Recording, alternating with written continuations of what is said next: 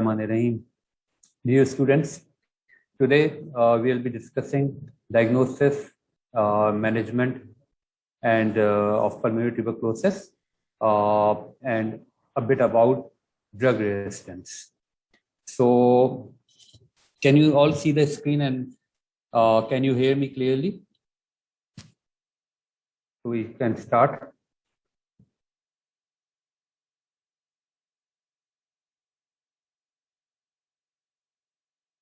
Thank you. Okay, so we are already late, so we'll be going a bit fast.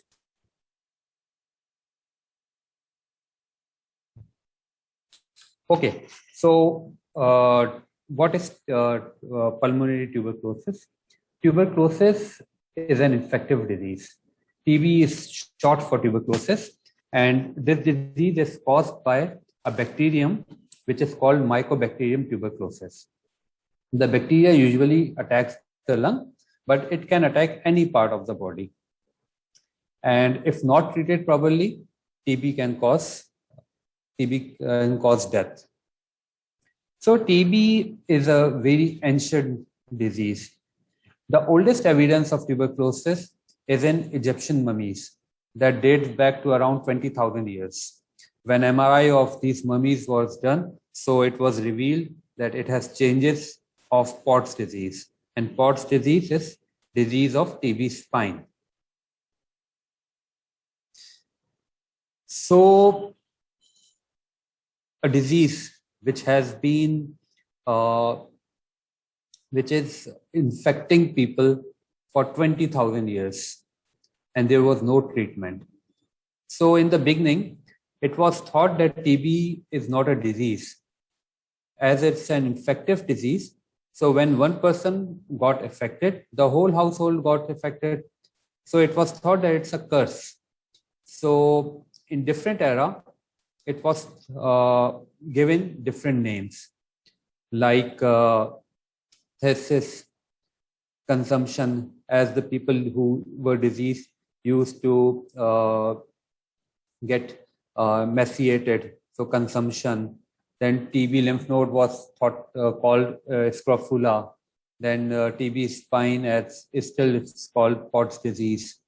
Then white plague because of the anemia it caused.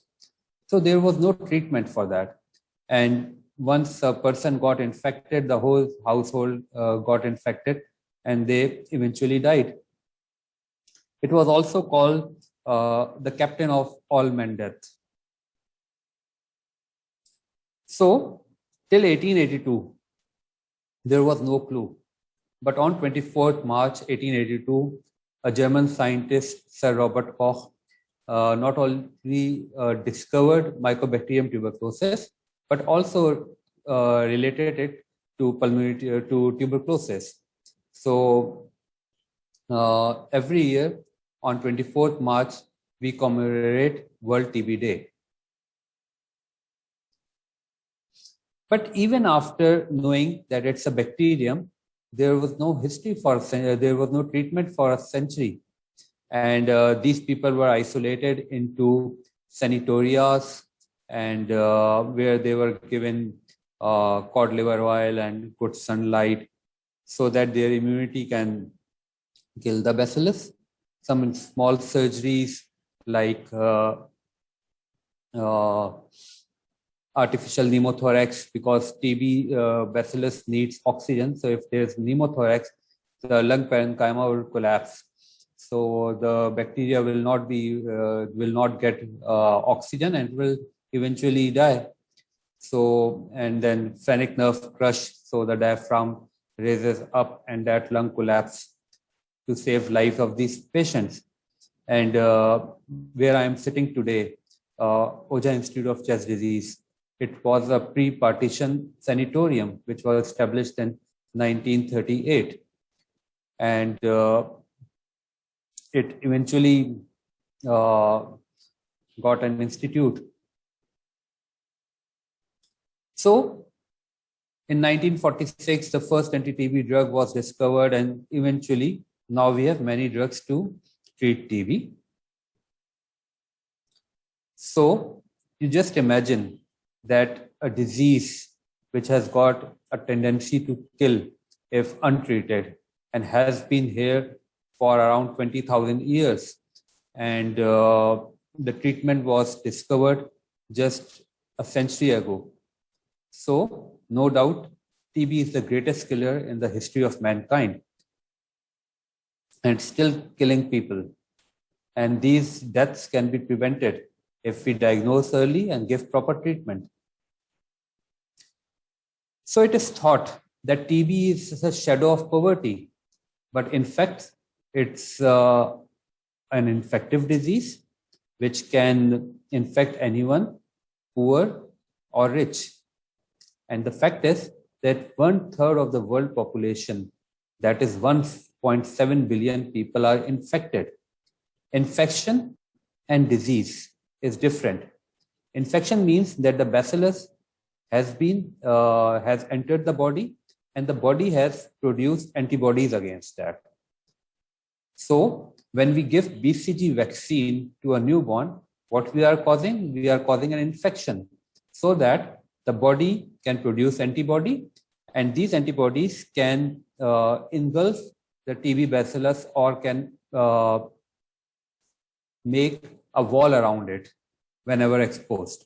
So 1/3 of the world population is infected by tuberculosis, and 10% of them infected population gets the actual disease.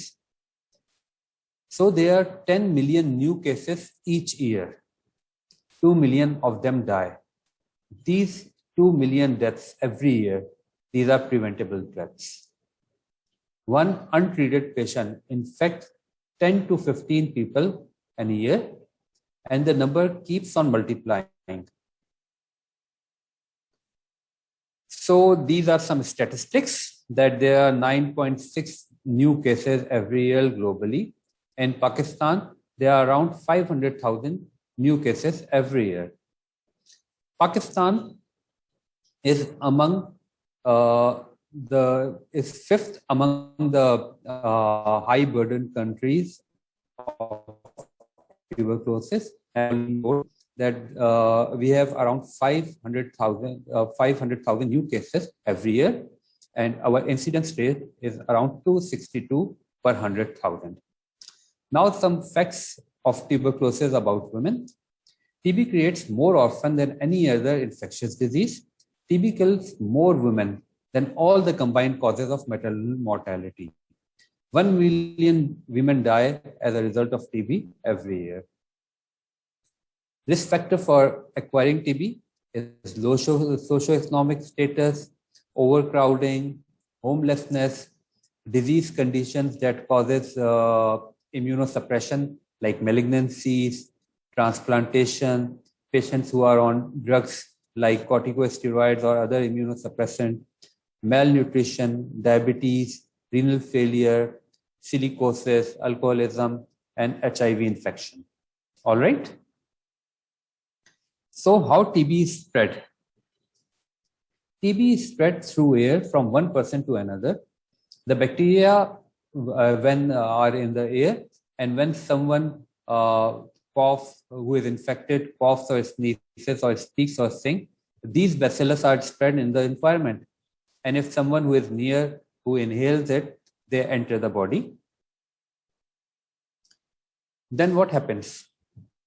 There can be four things after inhalation of mycobacterium. Immediate clearance of the organism through phlegm. If the bacillus enters in the lungs, there is latent infection, which we already discussed, that antibody formation. And at that time, the Montos becomes positive. There can be active disease after the first exposure, and it is the primary tuberculosis. Or there might be active disease many years after primary infection. We call it reactivation or secondary tuberculosis. All right. So there might be immediate clearance. There might be a latent infection which does not need any treatment. It's just Montos conversion. Then primary tuberculosis after the first exposure, if the patient is not has not got Montos, has not got BCG, and active disease or reactivation of disease after many years. So if the patient inhales Mycobacterium, there might be no infection or prevalence. There might be latent tuberculosis. 90% of them will never get TB. 10% of these develop disease during their lifetime. Majority between 1 to 2 years. After 7 years, the risk is very minimum to get the disease. All right. And when these bacilli enters into the lung, they form these type of caseous necrosis. All right. Is everything clear so far?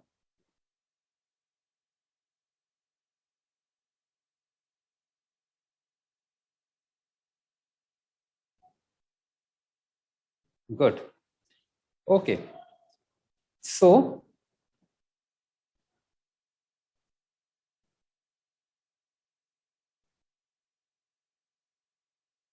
thank you.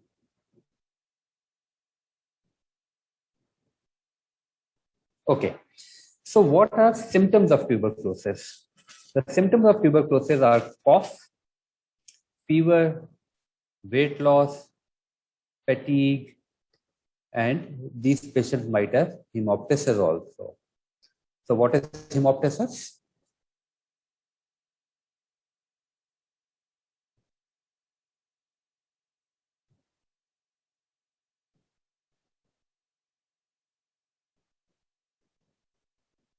Good.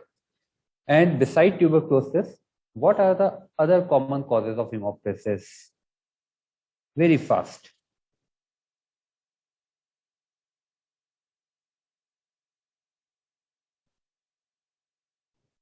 Hemoptysis is peptic ulcer? No. Pneumonia? Wrong. Peptic ulcer causes hematemesis, not hemoptysis.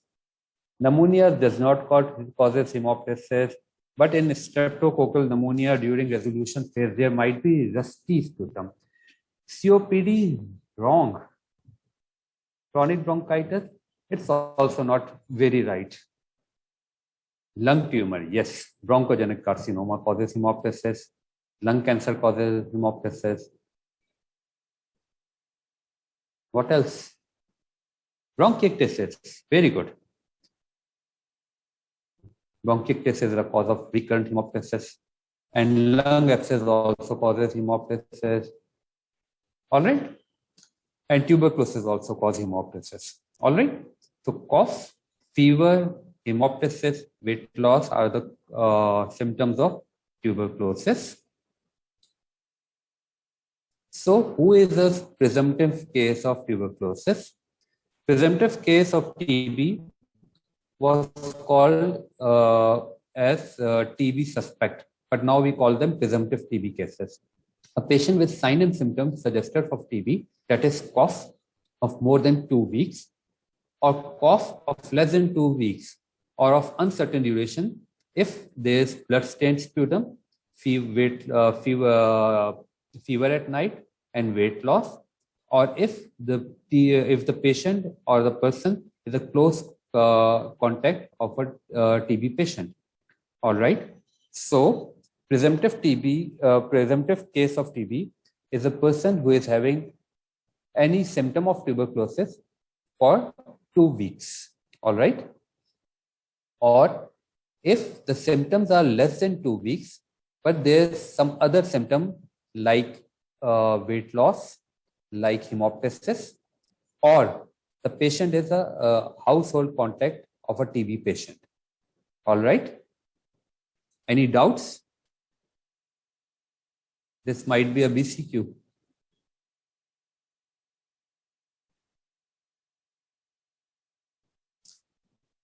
So when a patient comes to us who is a presumptive case of TB and we need to reach a diagnosis, what should we do?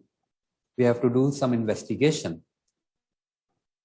And the investigation is to grow the mycobacterium or isolate the mycobacterium. All right. So what can we do?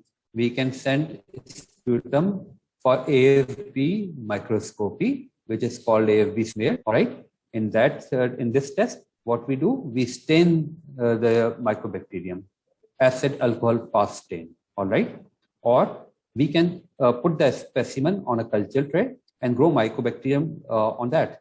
And the colonies appear after around 6 weeks. And these colonies are rough, tough, and buff.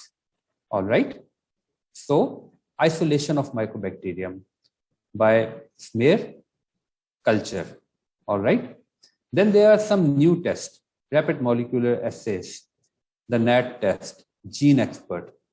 All right. In this test, what we do, we isolate the gene of Mycobacterium tuberculosis. And this test only takes around 2 hours. So it's a rapid test. Then there are some old radiological methods. X-ray is not specific for tuberculosis. You can suspect TB, but you cannot diagnose it 100% on X-ray because X-ray is just an image. And any chest infection can mimic tuberculosis. Then tuberculin test, which we call Montos. What do you think about Montos test? Is it a good diagnostic test for diagnosing TB in a country like Pakistan where everyone is vaccinated? BCG has been given to everyone at birth? No, because it only tells us about that is the patient exposed to TB or not.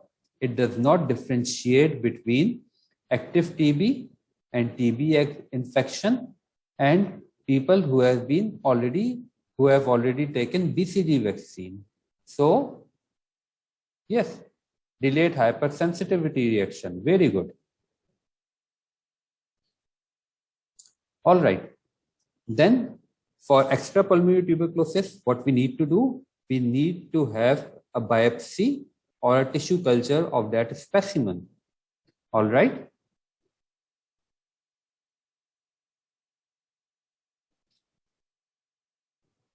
So as we already discussed, that what we need to do is to isolate mycobacterium.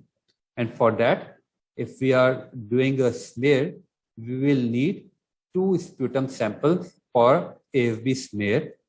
Or if the patient is not expectorating, then what we need to do, we need to take out respiratory secretion through bronchoscopy or a gastric lavage. All right. What is the mechanism? Why do we do gastric lavage? Because in night, people swallow their phlegm. They swallow their sputum. All right. So in early morning, on an empty stomach, if we do gastric lavage and send it for AFB smear, there are high chances in a TB patient to get a positive result. All right. So bronchoscopy is an expensive procedure in which we need a lot of expertise, but gastric lavage is a simple procedure, but the yield of gastric lavage is lower than of that bronchial wash. All right. So sputum microscopy is an essential tool for case finding in TB control, tuberculosis control, aiming to prevention of transmission. We need a community-based test, which is cheap and readily available. All right. And that is how acid alcohol fast bacilli look on AFB smear. Okay. These are bacilli. All right. Acid alcohol fast. Then TB culture. TB culture has got higher sensitivity than smear microscopy, and that is how the colonies of mycobacterium look on LJ medium. All right. So culture can make diagnosis despite fewer bacilli in the specimen, but there are some problems with culture. Only viable bacilli will grow. So you need a good sample. If the patient take out the sample, put it in the sun for a long time, or delay it bringing there, or it is not in a proper culture method, or you do not have a good environment to grow mycobacterium in your lab, culture result will be affected. Number one. Number two, the second problem is that it takes a long time for culture to grow. Around, if we are talking about conventional culture, it takes around 6 weeks. But the liquid cultures, they take 2 weeks. All right. Culture has got another advantage. It allows for identification of species. All right. There are some non-TB mycobacteria. They also grown on culture, like Mycobacterium avium, okay, Mycobacterium bovis. These colonies also grow on the same culture. So patients who have got NTM, non-TB mycobacterium, they can also get benefit from culture because they, you will know that it's not Mycobacterium tuberculosis. All right. Another advantage of culture is that along with diagnosis, you can also test the susceptibility of different drugs. All right. As you know that there are many strains of mycobacterium which are resistant to drugs. All right, which we will be discussing later. So culture also can tell us about sensitivity of drugs. All right. Therefore, TB culture is till date the gold standard for diagnosing pulmonary tuberculosis. All right. Then the gene expert. Gene expert Mycobacterium tuberculosis was endorsed by WHO as a test for diagnosing TB in 2012. Okay. And the rationale is that drug susceptibility testing is slow. It takes 4 to 6 weeks and delay of diagnosis of MDR.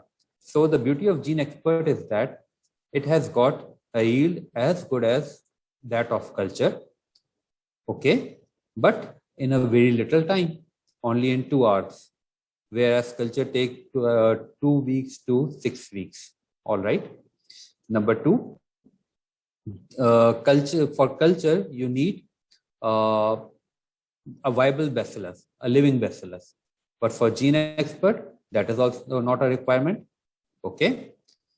Then in culture, you can have drug susceptibility testing. In gene expert, you can have susceptibility of rifampicin, the most potent drug for treating TB. So in 2 hours, you are going to diagnose TB, and you will also know that if the patient or if that sample is sensitive to rifampicin or not. All right. And those who are resistant to rifampicin are 97% of time resistant to isoniazid also. So you diagnose MDR just in 2 hours. All right. So time to result is less than 2 hours. No biosafety cabinet is required, and minimal training of lab workers is required. All right. So I hope it's all clear so far. Okay. Then what about chest X-ray? X-ray chest is usually the first investigation which is being carried out. It is carried out in OPDs also, and whenever you examine a patient, you need an X-ray after that. All right. So in tuberculosis, there might be infiltration, consolidation, cavitation, nodules, pleural effusion, hilar or mediastinal lymphadenopathy, miliary mottling, anything is possible. TB can affect lung in any way. All right. So you can suggest that this patient might be having tuberculosis, but you cannot diagnose tuberculosis on the basis of chest X-ray. All right. So here you can see a cavity. Cavity means a hole, and you can see that there is a thick walled cavity. Okay. There is a cavity in the right upper zone. All right. There's consolidation with collapse of right upper lobe. another thick walled cavity, a cavity with a air fluid level. This is a CT cut which is showing a air fluid level, another cavity on the left side.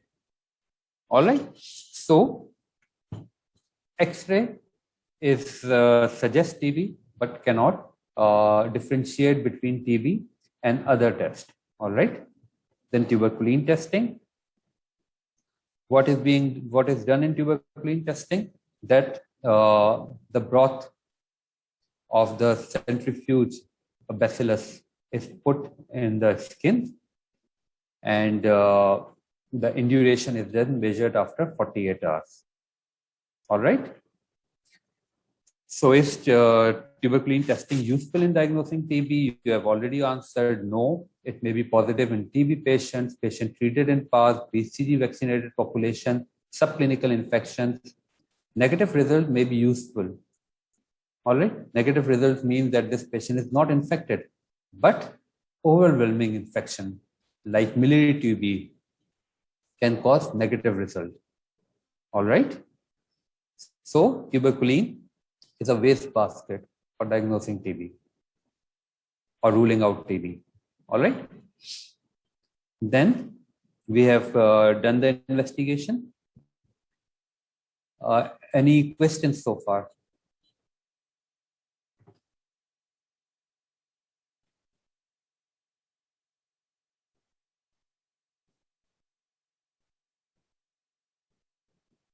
Yeah.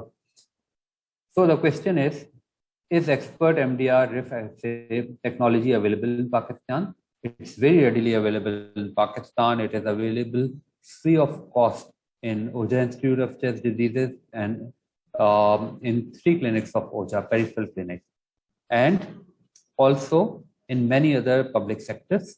And it is also available in private, and the cost is around 3,000 or 4,000 rupees.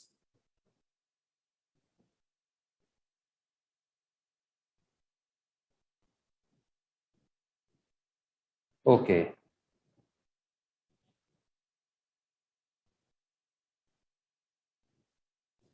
So now how do we classify tuberculosis? There are many classifications. One is on anatomical side. Pulmonary TB, extrapulmonary TB. Simply, when the TB affects lung, it is known as pulmonary TB, and when the lungs are not involved, then it is extrapulmonary TB.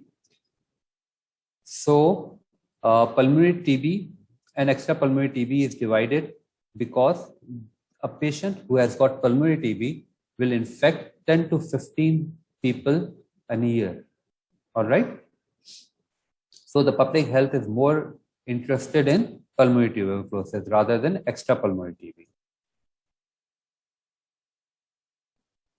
Okay. Then a bacteriologically confirmed TB case or a clinically diagnosed case.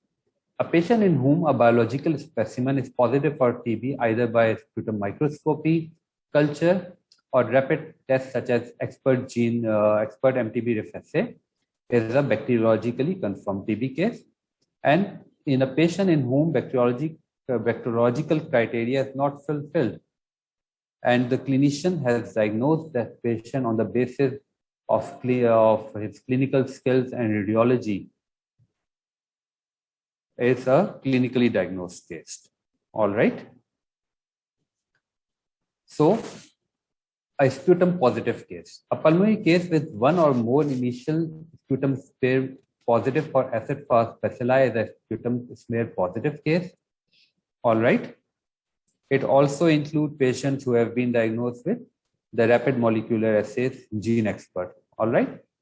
Smear negative cases are the clinically diagnosed cases. All right, in which smear microscopy would not have been done. A case of pulmonary TB is okay. This is the repetition. A case of smear negative, if the patient has got if could not produce sputum and radiological abnormalities are consistent with active TB. All right. After that, we have got some other definitions. All right. And these are new patients. New patients are those who have never taken treatment for TB before, or if taken, has taken them for less than a month. All right. So new patients of TB are those who have never taken ATT, or if taken, has taken it for less than a month. Previously treated cases are the patients who have received anti-TB treatment for more than a month. They may have positive or negative bacteriology, and they are further classified by outcome of their most recent course of treatment. All right. So new treatments, new patients are those who have taken ATT for less than 1 month or have never taken ATT, and previously treated are the one who have taken it for more than a month, and they are further classified by the outcome of their most recent treatment. And these outcomes may be a relapse, a treatment failure, or return after default. So what is relapse? Relapse is a person who has taken full course of TB in the past, was declared cured, and is now again smear positive. All right. So a relapse is a previously treated case who was declared cured in the past, but has again acquired sputum smear positive. All right. Treatment failure is a patient who has taken ATT for 5 months and is still positive. All right. So that is treatment failure. Or a person who was smear negative at the start of treatment and has become positive after 2 months. That is also treatment failure.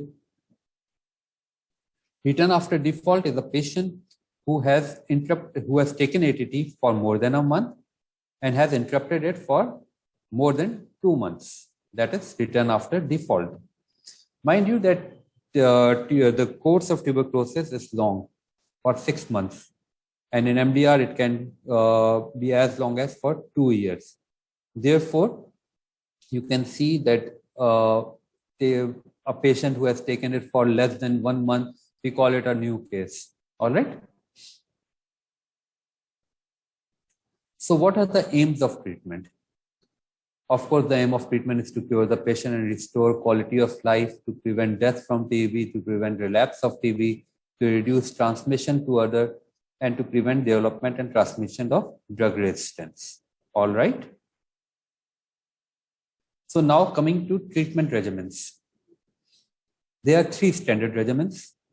For new patients, we have got 4 drugs. The treatment is divided into an intensive phase and a continuation phase. In intensive phase, it is 4 drugs for 2 months. And in continuation phase, 2 drugs for 4 months. So in intensive phase, H stands for isoniazid, R for rifampicin, Z for pyrazinamide, and E for ethambutol. So we give them isoniazid, rifampicin, ethambutol, and pyrazinamide for 2 months in intensive phase, and then isoniazid and rifampicin for 4 months in continuation phase. So the total duration of treatment is 6 months. All right. So this is the regimen for new patients. Then for retreatment regimen, it's also 4 drugs in intensive phase, and in continuation phase, there are 3 drugs. So the intensive phase is for 3 months. It consists of the same drugs as in new patient regimen, but the duration is 1 month more. All right. And in continuation phase, we give them 3 drugs, isoniazid, rifampicin, and ethambutol. So there is 1 drug more in continuation phase, and the continuation phase is 1 month more than the regimen for new patients.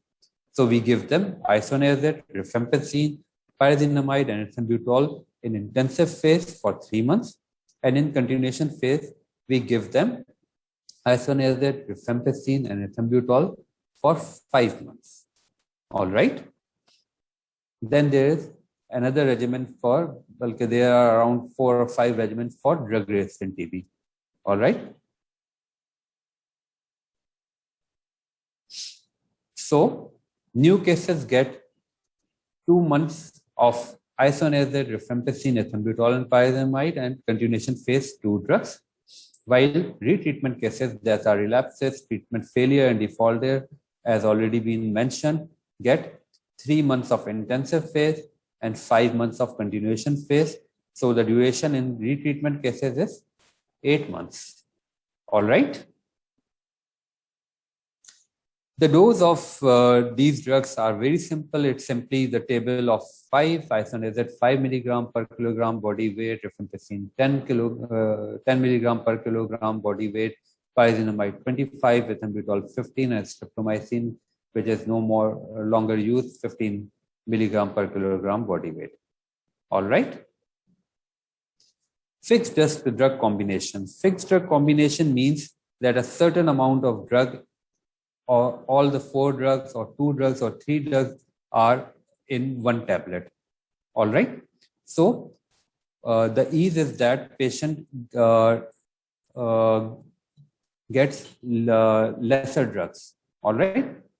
He does not have to take many tablets. And for us, it's easy to remember the dose. So if a patient is falling in weight category of between 30 to 39 kg, he will get 2 tablets, whether of 4 FDC, 3 FDC, or 2 FDC. Okay. Then if he is falling in the weight category of 40 to 54 kg, he'll get 3 drugs, and 55 to 80 kg, 4 tablets. All right. So it's simple and easier for patient as well as for us. Patient weight should be monitored each month, and doses should be adjusted if weight changes. Then follow-up is done in the beginning weekly, then monthly, then after 2 months. And you have to repeat sputum microscopy. You have to monitor the weight. So for new cases, you repeat sputum microscopy at the end of 2nd month, at the end of 5th month, and at the end of 6th month. All right. So you do microscopy again at the end of intensive phase, that is 2nd month, then 5th month, and then 6th month. For retreatment case, you do microscopy at the end of 3rd month, that is the end of intensive phase, then 5th month, and then at the end of treatment, that is 8th month. Okay. As you can recall that the treatment duration for new cases is 6 months, and for retreatment cases, it's 8 months. All right. A specimen for culture and drug susceptibility testing should be obtained from all previously treated TB cases at the start of treatment, because it takes around 6 weeks to get the results. So any problem so far? Is it clear?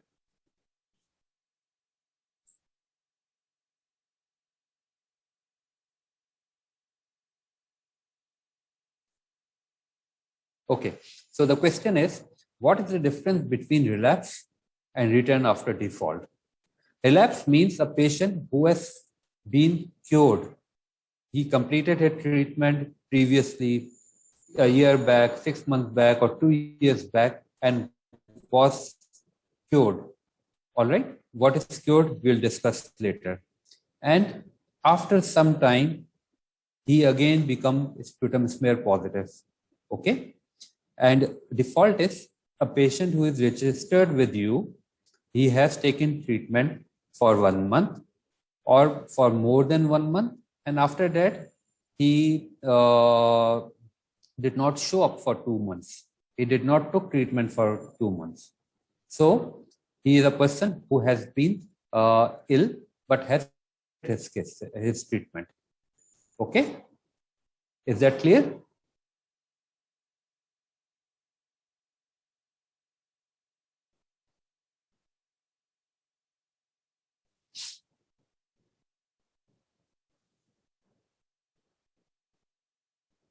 Okay, then there are some more definitions. I'm sorry, but there are many definitions here. So at the end of treatment, you have to label the patient. Has he been cured, or is treatment failure, or so there are definitions for that. Cure. A patient whose sputum smear or culture was positive at the beginning of treatment and his smear or culture is negative in the last month and at least one previous occasion. All right. So say that the patient was a new case. We did his sputum microscopy at 2nd month, at 5th month, and at 6th month. So to label him cured, a patient who has improved clinically, has gained weight, his sputum is negative in the last month at the end of 6 months, all right, and has also got another smear negative previously, either of 2nd month or 5th month. That is the patient you will label cured. Is negative at the end of treatment and also on a previous occasion. All right. Then treatment completed.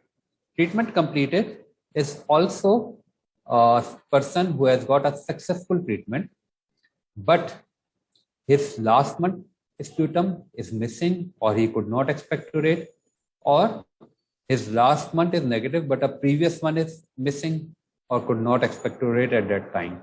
So a patient with a good outcome, but his microscopy could not be done on a previous occasion or in the last month. All right. There might be sputum production after the patient has been cured by TB. And as you know, that post-TB bronchiectasis is a very common disease in our setup. These patients produce sputum in copious amount, all right? But if a patient who has got a very limited infection, he gets better, he will not expectorate. So cure and treatment completed, both are successful outcomes, all right? Then treatment failure. A patient whose sputum smear is positive at the end of 5th month or later in the treatment is a treatment failure. All right. It also includes any patient who is found to have a resistant strain any time during treatment, because of course that patient is also going to fail and it will go in the MDR register. So a treatment failure is a person or is a patient whose smear is positive at the end of 5th month. All right. Then default. A patient whose treatment was interrupted for 2 consecutive months or more. All right. Another outcome is death. A patient who died of any cause during treatment is thought to be dead due to tuberculosis. All right. Is that clear? Are these outcomes clear? Any confusion?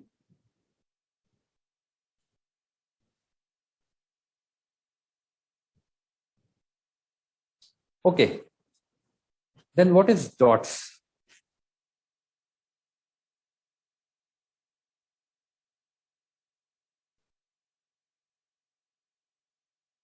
DOTS is a systematic strategy which has 5 components, and the components are political and administrative commitment at all levels. There should be a good quality diagnosis because lab is the backbone for diagnosing TB. There should be good quality drugs and uninterrupted supply of drugs. All right. Then there should be monitoring and accountability. And the last one is directly observed treatment, DOT. Okay. So what is done is that someone is assigned the job to give the patient drugs and to follow it in front of him, because it's a long treatment and there are chances of default. All right.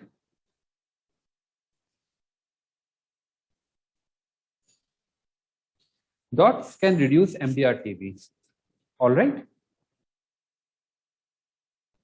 Now, contact screening. Any household contact of the patient is, if he is having symptoms of TB, should be investigated. And what investigation should be done? He becomes a presumptive case of TB. So sputum microscopy, gene expert, X-ray, these should be done. All right. That is known as contact tracing.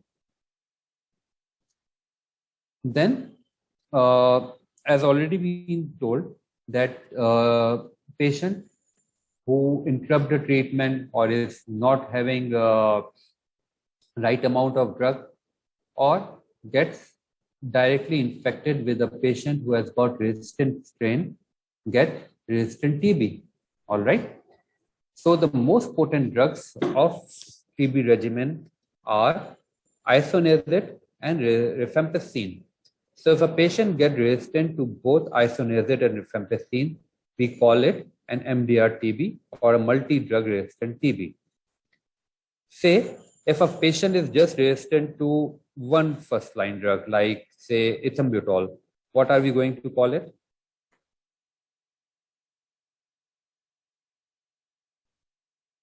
Any idea? Any guess? One is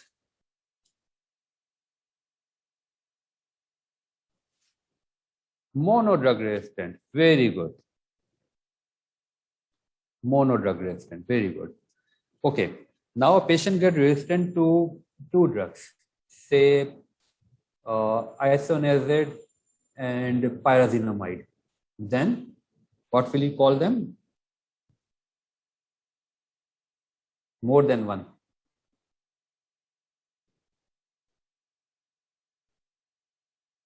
Multi-drug resistant, wrong.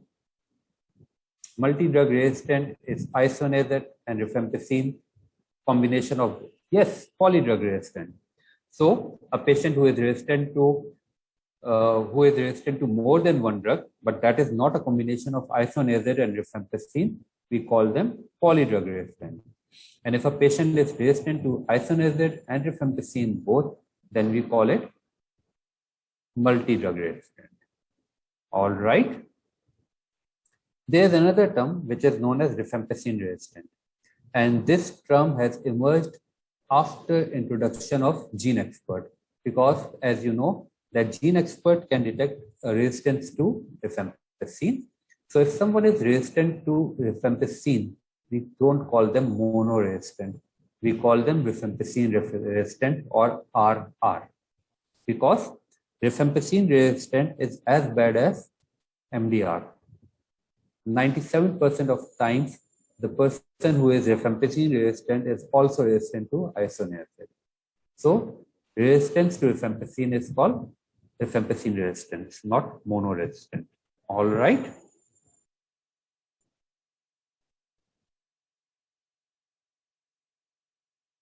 So the points to remember is, do sputum smear for AFB in all suspected pulmonary TB.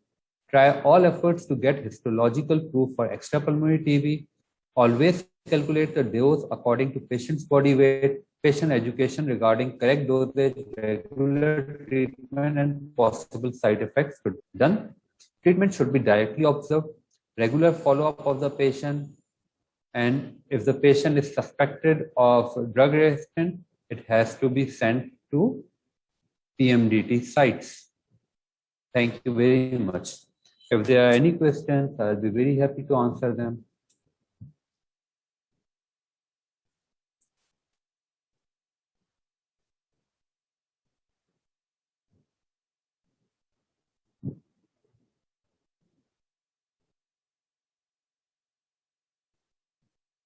So thank you very much for all your comments and answers. I think there's a question.